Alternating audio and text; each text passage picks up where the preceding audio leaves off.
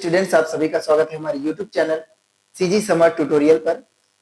अभी लाइट नहीं है तो थोड़ा सा दिक्कत हो सकता है, पर वीडियो हमको बनाना ही है बिकॉज हमारा जो टारगेट है उसके सामने हम किसी भी चीज को नेग्लेक्ट करेंगे। देखिए, आज क्लास 4 है इकोनॉमी का और आज हम जो पढ़ने वाले हैं ideological classification of economics. Economics को हमने पहले ही बांट चुके हैं पीछे अपने क्लास में। अब हम इकोनॉमी को पूरी तरह से समझेंगे। आइडियोलॉजी क्या है? देखिए, सबसे पहला आइडियोलॉजी इकोनॉमिक्स के लिए आया वो था कैपिटलिज्म या पूंजीवाद। ठीक है, यहां आप देखेंगे कैपिटल शब्द जुड़ा है, पूंजी से जुड़ा हुआ है। मतलब पूरा किस पर फोकस होगा? पूरा फोकस होगा मनी पर और इन्वेस्टर्स पर, और जिनका पूंजी पर अधिकार है उन पर फोकस होगा, मतलब पूंजीपतियों पर। प्रारंभिक इकोनॉमी अगर आप मानेंगे तो पूंजीवाद ही है, और ये आया था अमेरिका में। ठीक है, पूंजीवाद आया था अमेरिका में आया था। लाने वाले कौन थे? वेल्थ ऑफ नेशन नाम का बुक लिखा एडम स्मिथ ने। एडम स्मिथ को अर्थशास्त्र का जनक कहा जाता है। तो इन्होंने ही सबसे पहले पूंजीवाद का कॉन्सेप्ट दिया। मतलब अगर आपको देश को डेवलप करना है, you have to increase your amount of capital. Everywhere जहां भी आप लगा सकते हो पूंजी का इन्वेस्टमेंट करो, इन्वेस्टमेंट बढ़ाओ, और तब आपका जो नेशन है वेल्दी हो जाएगा। इसे इन्होंने कहा वेल्थ ऑफ नेशन। मतलब अब पूंजी का बात हो गया, इन्वेस्टमेंट का बात हो गया। अब चीजें ऐसी थी कि अब इकोनॉमी को बहुत फास्ट गति देने की बात की गई, और हुआ भी यही एग्जैक्टली। जब आप इन्वेस्टमेंट करते हो तो एग्जैक्टली यही होता है कि बहुत ज्यादा ग्रोथ आपको मिलता ही है। बहुत कम ऐसा होता है कि अगर आप इन्वेस्टमेंट कर रहे हो सही तरीके से करोगे तो कभी लॉस में नहीं जाओगे। तो यहाँ पास ये एक फायदे का सौदा था कहा जाए तो। इकोनॉमी का यहाँ आधार क्या बना था? मार्केट। मार्केट इकोनॉमी का आधार था, और पूरे इकोनॉमी को कंट्रोल भी करता था मार्केट। यहाँ गवर्नमेंट का कोई रोल नहीं था। यहाँ जो पूंजीपति है ये मार्केट को अपने हिसाब से मोड़ते थे, उसी हिसाब से इकोनॉमी चल रहा था। देखिए, यहाँ कंपटीशन प्रभावी था, एक से एक पूंजीपति थे इसलिए कंपटीशन प्रभावी था। निजी क्षेत्र, सरकार की भूमिका शून्य थी और निजी क्षेत्र की भूमिका बहुत ज्यादा थी। जो इन्वेस्टर्स थे, ये पूरा जो कहा जाए तो पूरा अमेरिका या पूरा जो भी कंट्री था जो पूंजीवाद या कैपिटलिज्म को अपनाया था, उनको चलाते थे ये पूंजीपति। इसलिए आप देखेंगे कि अमेरिका में बड़े बड़े कंपनियां खुली और आज तक उतने ही अमीर हैं। कई ऐसी फैमिलीज हैं जो टॉप 3 टॉप 5 में बने हुए हैं बहुत पहले से ही, और आज भी हैं। ठीक है, यहां पास ये काफी चल रहा था, बहुत तरीके से चला। लेकिन 1929 में आता है महामंदी, रिसेशन आ गया, मंदी आ गया। अब पूंजी का कोई वैल्यू नहीं रहा, इन्वेस्टमेंट करोगे तो घाटे में चला जाएगा। यहां पास आता है समाजवाद। पूंजीवाद यहां फेल हुआ, और कीन्स नाम के अर्थशास्त्री ने the theory of human employment नाम का एक सिद्धांत दिया, और इस सिद्धांत ने जन्म दिया है सोशलिज्म को। सोशलिज्म बाय कीन्स, इकोनॉमी में गवर्नमेंट का कंट्रोल होना चाहिए पूरा। यहां देखिए 1929 के मंदी का कारण क्या था कि पूंजीपति जब बहुत अधिक पूंजी लगा दिए, तब जब घाटा हुआ तो बहुत ज्यादा घाटा हो गया। फॉर एग्जांपल मैं बता रहा हूं, जैसे कि आपने देखा होगा मोदी जी का एक कैंपेन था, अब की बार 400 पार। जब 400 पार नहीं हुआ, क्योंकि बहुत ज्यादा इन्वेस्टमेंट किया गया था कि बीजेपी इस बार 400 पार सीट लेकर आएगी और बीजेपी की ही गवर्नमेंट बनने वाली है सरकार में, और काफी प्रॉफिट होगा। तो लोगों ने इस चीज को देखकर उन सारी चीजों पर इन्वेस्ट कर दिया जिससे बीजेपी को फंडिंग होती है, जो बीजेपी को चलाते हैं या बीजेपी में जिनका एक हिस्सा हम देखते हैं। पर 400 पार जब नहीं हुआ तब इतना लॉस हुआ, मार्केट पूरा गिर गया। उसी तरह से 1929 में भी हुआ था कि पूंजी नहीं, ओवरऑल पूरा मार्केट डाउन हो गया था, और इस कारण से 1929 की महान मंदी में समाजवाद नाम का एक चीज आता है। अब इसमें आप देखेंगे सोशल, समाज, अब भूमिका है समाज की, पर समाज को कौन चलाएगा? समाज के प्रतिनिधि चलाएंगे, मतलब कि गवर्नमेंट चलाएगी। नाउ पूरा इकोनॉमी किसके कंट्रोल में आ गया? गवर्नमेंट के कंट्रोल में आ गया। अब सब कुछ कौन तय करेगा? सरकार करेगी। जो पब्लिक रिप्रेजेंटेटिव है वो करेंगे तय। 1990 तक ये सब कुछ सही चला, लेकिन 1990 में आप जानते हैं फिर से खाड़ी देशों में युद्ध हुआ और वैश्विक मंदी आ गया।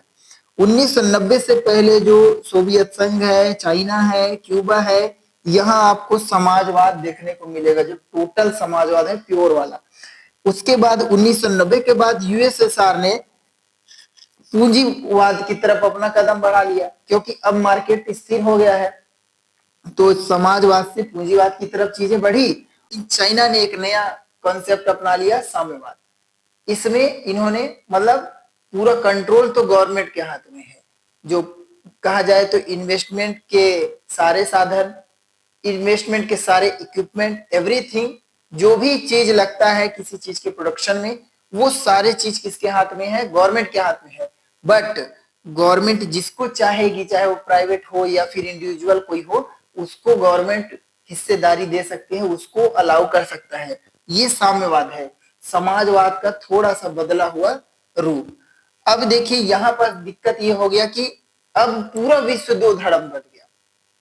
एक तो था आपका पूंजीवादी देश और दूसरे थे आपके सोशलिस्ट। तो या तो सोशलिज्म को अपनाना था या तो कैपिटलिज्म को। दो थ्योरीज थे जो कि बहुत अपना महत्व रखते थे। पर जो विजनरी नेता थे हमारे देश के, नेहरू, नेहरू ने हमारे देश के लिए मिक्स्ड इकोनॉमी को अपनाने का कोशिश किया। ना तो हम अमेरिका के दबाव में आएंगे, ना तो हम रसिया के दबाव में आएंगे, हम रहेंगे मिक्स्ड, दोनों को अपनाएंगे। तो इकोनॉमी देखिए हमारा प्राइवेट प्लस पब्लिक चलाता है। कुछ चीजें प्राइवेट है, कुछ चीजें आपका पब्लिक है। पब्लिक मतलब गवर्नमेंट, ठीक है। पब्लिक मतलब ये नहीं कि लोग, पब्लिक मतलब गवर्नमेंट, और प्राइवेट मतलब निजी। इस तरह से 1940 में जो कोल्ड वार हुआ तो यूरोप से बहुत सारे देशों को आजादी मिल जाती है। कोल्ड वार में 1940 में जो हुआ, यूरोप से बहुत सारे देशों को आजादी मिली और उन्होंने या तो कैपिटलिज्म को अपनाया या तो सोशलिज्म को। भारत भी इसमें से एक था। ये कोल्ड वार बहुत महत्वपूर्ण है, जो भारत को आजादी दिलाने का एक रूपरेखा खींच रहा था। तो यही देखिए कि इकोनॉमी का हमारा आधार बन गया। कुछ ने यूएसए को आधार मान लिया, कुछ ने यूएसएसआर को, इंडिया ने बोथ को अपना लिया।